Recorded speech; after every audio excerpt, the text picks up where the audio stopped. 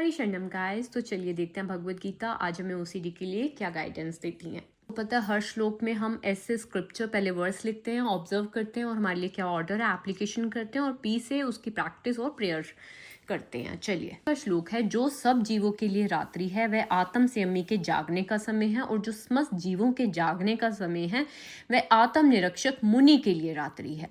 बुद्धिमान मनुष्य की दो श्रेणियां हैं। एक श्रेणी के मनुष्य इंद्रिय तृप्ति के लिए भौतिक कार्य करने में निपुण होते हैं। दूसरी श्रेणी के मनुष्य आत्म निरीक्षक हैं, जो आत्म साक्षात्कार के अनुशीलन के लिए जागते हैं। विचारवान पुरुषों या आत्म निरीक्षक मुनि के कार्य भौतिकता में लीन पुरुषों के लिए रात्रि के समान है। ऐसे स्क्रिप्चर को लिख लिया है यहाँ पे। अब हमें देखना है कि हमारे लिए क्या इसके अंदर ओ से ऑर्डर है।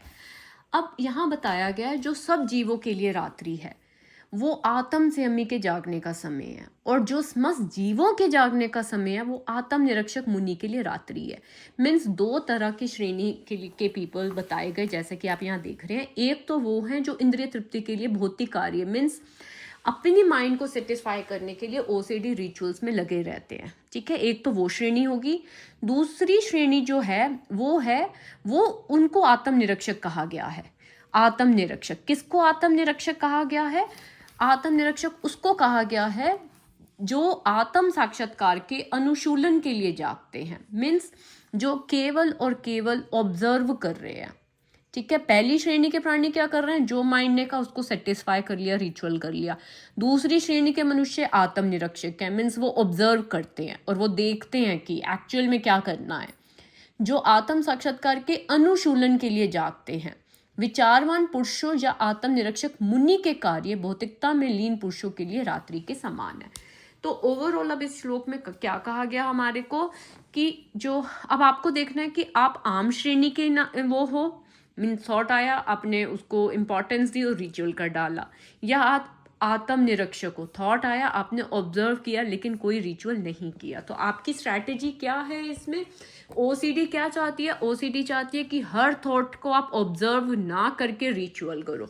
बट भगवत गीता आपको स्ट्रैटेजी क्या दे रही है? आपको उस श्रेणी के मनुष्य बनने के लिए कह रही है जो अपनी इंद्रिय तृप्ति के लिए कार्य नहीं करते, जो आत्म निरीक्षक है, मीन्स वो ऑब्जर्व करते हैं, ठीक है। वीकेंड है, फटाफट से एक बार दोबारा से करेंगे ओसीडी और गीता स्ट्रैटेजीज सो दैट आपका होल वीक अच्छे से जाए इन स्ट्रैटेजीज के बेस पे। ओसीडी का क्या आप ये कह सकते हो कि उसकी क्या स्ट्रैटेजी है, या वो क्या सोचती है, या वो क्या करती है टाइप्स, ठीक है। तो ओसीडी का क्या स्ट्रैटेजी है कि थॉट आया तो आपको क्या करना है? रिचुअल्स करने हैं, ठीक है, ड्यूटीज नहीं करनी। बट भगवत गीता आपको क्या कहती है? भगवत गीता आपको कहती है आपको नाम जप करते हुए अपने युद्ध कर्म करने हैं। जो भी आपको ड्यूटीज दी गई हैं, थॉट आया, आपको रिचुअल्स नहीं करने हैं। सेकंड ओसीडी की स्ट्रैटेजीज है कि आपको वृत्ति का जो त्याग है वो करना है। मीन्स अपनी ड्यूटीज मत करो, थॉट को ही अटेंशन देते रहो। लेकिन भगवत गीता क्या कहती है? भगवत गीता कहती है वृत्ति का त्याग नहीं करना आपको। आपका चाहिए ऐसा नहीं है कि आपको थॉट्स का एंड करके अपनी ड्यूटीज करनी है, नो, उसमें लगे रहकर ही अपनी जॉब्स करनी है। बुरा थॉट आता है तो ओसीडी की स्ट्रैटेजी होती है कि वो चाहती है आप एंजाइटी को बियर ना करो, फटाफटा से आप दो हो जाओ, रिचुअल करके सर्टेन फील करो। लेकिन भगवत गीता आपको क्या कहती है? अविचल भाव से सहो थॉट्स को, ठीक है। ओसीडी के आने पर उसकी स्ट्रैटेजी होती है कि आप रिलैक्स फील करो। क्यों? क्योंकि इसका एंड नहीं है। उसको पता अगर आपने रिलैक्स फील किया तो वो रिलैक्सेशन तो कुछ देर की है, वही साइकिल दोबारा चलता रहेगा। तो आपको उसकी स्ट्रैटेजी को समझ के भगवत गीता की स्ट्रैटेजी क्या अपनानी है? रिचुअल करके अपने आप को रिलैक्स नहीं करना, आपको अपने साथ हिंसा करनी है, क्योंकि इस हिंसा की आपको अनुमति है। नेक्स्ट आता है ओसीडी जो है क्या कहती है कि रिचुअल्स करो। भगवत गीता क्या कहती है? कल्याण नहीं करना, युद्ध में मरना है, मीन्स एंजाइटी को बियर करना है। जो ओसीडी की स्ट्रैटेजी है वो क्या कहती है? उसकी जो वो है चाल कह सकते हो, आपकी ओसीडी की जो चाल है वो क्या है? वो चाहती है कि आप हर थॉट को एनालिसिस करो, ये थॉट मुझे क्यों आ गया। भगवत गीता क्या कहती है? कोई एनालिसिस नहीं करना विचारों का, आना जाना ठीक है। ओसीडी फल बेस्ड है, मीन्स ऐसा करोगे तो ऐसा होगा। लेकिन भगवान क्या कहते हैं? फलासक्ति रहित होकर कार्य करिए, ठीक है। ओसीडी आपको एक स्वामित्व जताती है कि थॉट आप लाए हो इसलिए आप गिल्ट फील करो। भगवान जी क्या कह रहे हैं, स्वामित्व त्याग दो, आप नहीं थॉट्स ला रहे, ये एक ओसीडी है उसके चक्कर में आ रहे हैं। ओसीडी आपको डर भ्रम वहम में रखती है, ठीक है। भगवान जी आपको क्या कहते हैं कि जब आप ये पूरा भगवत का ज्ञान ले लोगे ना तो आप अपने आप इससे पार हो जाओगे, ठीक है, आप अपने आप इससे डिटैच हो जाओगे, ठीक है। ओसीडी क्या करती है, जो हम भगवत गीता पढ़ रहे हैं, ठीक है, वो सिद्धांतों को कम समझकर वो कहती है कि मेरी अलंकारमय भाषा को फॉलो करो, मैं जो डरा रही हूँ उसको फॉलो करो। भगवान ने, भगवत गीता ने साफ साफ आपको बोला है अलंकारमय भाषा पे नहीं जाना, जो सिद्धांत कहते हैं उसको फॉलो करो। ओसीडी डरा रहा है तो आप ये सोचो कि आपकी जो भगवत गीता है वो आपको क्या दे रही है, मीन्स आपको क्या स्ट्रैटेजीज दे रही है, ओके। ओसीडी कहता है कि मनोधर्म ने जितनी भी विषय वासनाएं कामनाएं दी उसकी पूरा करो। भगवान ने क्या कहा, मनोधर्म द्वारा कल्पित विषय वासनाओं को त्यागो, ठीक है। ओसीडी क्या कहता है कि त्रैताप बियर नहीं करने, क्यों, क्योंकि उसको पता है ये साइकिल चलती रहेगी अगर त्रैताप बियर नहीं होंगे। लेकिन भगवान ने क्या कहा, त्रैताप बियर करो, क्योंकि रिचुअल नहीं करोगे त्रैताप होंगे, तो इसलिए भगवान ने आपको क्या कहा, त्रैताप बियर करो, ठीक है। और ओसीडी की चाल ये है कि वो आपको एक थॉट देती है और आपसे चाहती है कि आप उस थॉट को एनालिसिस करो, उसको उससे अटैच हो, भाई गंदा थॉट आया तो फटाफट रिचुअल करो। लेकिन भगवत गीता आपको कहती है हर थॉट से, हर रिचुअल से राग और विराग से अप्रभावित हो, ठीक है, क्या हो, अप्रभावित हो। जो ओसीडी है वो आपको गंदा फील करवाती है, आपको गिल्ट फील कराती है कि मुझे ये थॉट, ठीक है, नफरत फील। लेकिन भगवान जी ने क्या बोला, अपने आप से आपको घृणा नहीं करनी, ठीक है। ओसीडी का है कि आप हमेशा अपनी इंद्रियों को रिचुअल्स में रखो, कि थॉट दे दिया तो फटाफट से अपने मन को भगाओ रिचुअल्स करने में। लेकिन भगवान क्या कह रहे हैं, जैसे कछुआ अपने आप को समेट लेता है वैसे ही आपको अपनी इंद्रियों को इंद्रिय विषयों से खींचना है। अगर माइंड में कोई रिचुअल करने को आया भी तब भी आप उसे खींच लोगे, ठीक है।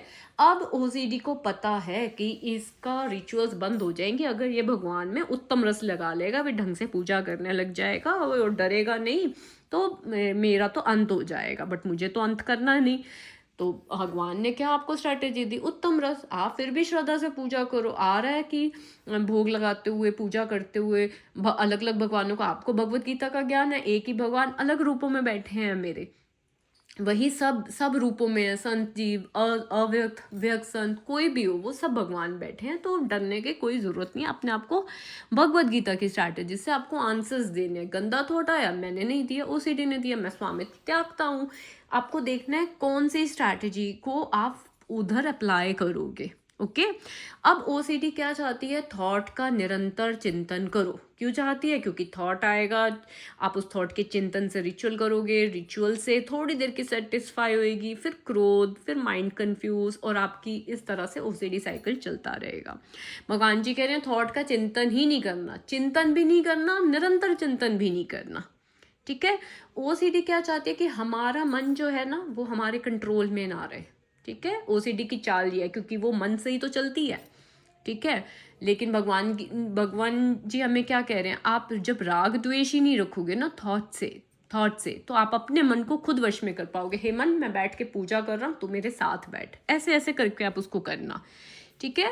तो ये क्या है, ओसीडी की एक और स्ट्रैटेजी है, वो चाहती है कि मन हमें कंट्रोल करे। और भगवान जी ने क्या कहा है कि अगर आप अपनी बुद्धि को स्थिर कर लोगे ना तो आप अपने मन पे वश करोगे। तो गाइज आपको कंट्रोल करना है अपनी अर्जिस पे, ठीक है, अपनी अर्जिस पे कंट्रोल करना। अब आप मेरे साथ बोलेंगे, I am the best, I can do it, God is always with me, I am a winner, today is my new day, आज मेरा एक नया दिन है। क्यों, क्योंकि मैं हर दिन अपने रिचुअल्स को ब्रेक कर रहा हूँ। याद रखिए हमारा जो गोल है वो क्या है, हमारा गोल थॉट से पीछा छुड़ाना नहीं है, चेंज करना है रिलेशनशिप उनके साथ, कि यस थॉट्स आ सकते हैं, भगवत गीता कह रही है थॉट्स आ सकते हैं, कोई स्वामित्व नहीं है, कोई एनालिसिस नहीं करना, ठीक है। आप कब ओसीडी इस गेम में जीतेंगे, जब आप एंग्जाइटी बियर करेंगे, याद रखिए, जब आप रिचुअल्स नहीं करेंगे, ठीक है। I don't fight anxiety, I allow it and I move forward any way. Fear से स्टॉप, लेकिन करेज क्या कहता है, कंटिन्यू करो। तो आज मैं क्या चूज करती हूँ, करेज।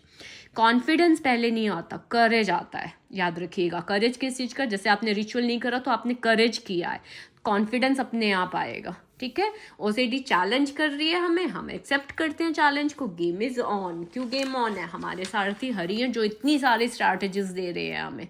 याद रखिएगा, ओसीडी फीड होती है फियर्स पे, रिचुअल्स पे, एंग्जाइटी पे। जितना आप इसको खिलाओगे ये फीड होती रहेगी। अब आपको रखना है कि इसको फीड नहीं करना। ठीक है, कब फीड होएगी मेन समझ लो। जैसे जैसे रिचुअल करते रहे आप ये समझ लेना आपने ओसीडी को खाना दे दिया, और अपना 1 पॉइंट कम कर देना। आपको अपने आप को स्कोर करना है कब? जब आप कंपल्शंस नहीं कर रहे हो। ठीक है, कंपल्शंस नहीं कर रहे हो, जब आप एंग्जाइटी को बियर कर रहे हो, आप अपने आप को स्कोरिंग करोगे। ओके गाइज, आशा करती हूँ आपको ये वीडियो अच्छी लगी होगी। और मैं आपको एक ही बात बोलूँगी, अपने टाइम को भी थोड़ा सेव करो। ज़्यादा मोबाइल में जो हम स्क्रॉलिंग करते हैं, डोंट डू दैट, क्योंकि वो भी हमें कहीं ना कहीं डाइवर्ट करता है। जो भी आपको यूज़फुल चीज़ लगती है, अगर आपको लगता है कि ये भगवत गीता की सीरीज स्ट्रैटेजीज आपको हेल्प कर रही है, प्लेलिस्ट में जाओ, प्ले ऑल करो, दैट्स इट। ज़्यादा स्क्रॉलिंग मत कीजिए। ठीक है, अपनी एक नोटबुक बनाइए ताकि आपको ये यूट्यूब में प्लेलिस्ट में भी ना जाना पड़े। अपनी नोटबुक पे श्लोक लिखिए और देखिए क्या ऑर्डर है, ऑब्जर्वेशन है, कैसे अप्लाई करना है, क्या प्रेयर है, क्या प्रैक्टिस है आपकी। ओके गाइज, हरि शरणम, थैंक यू।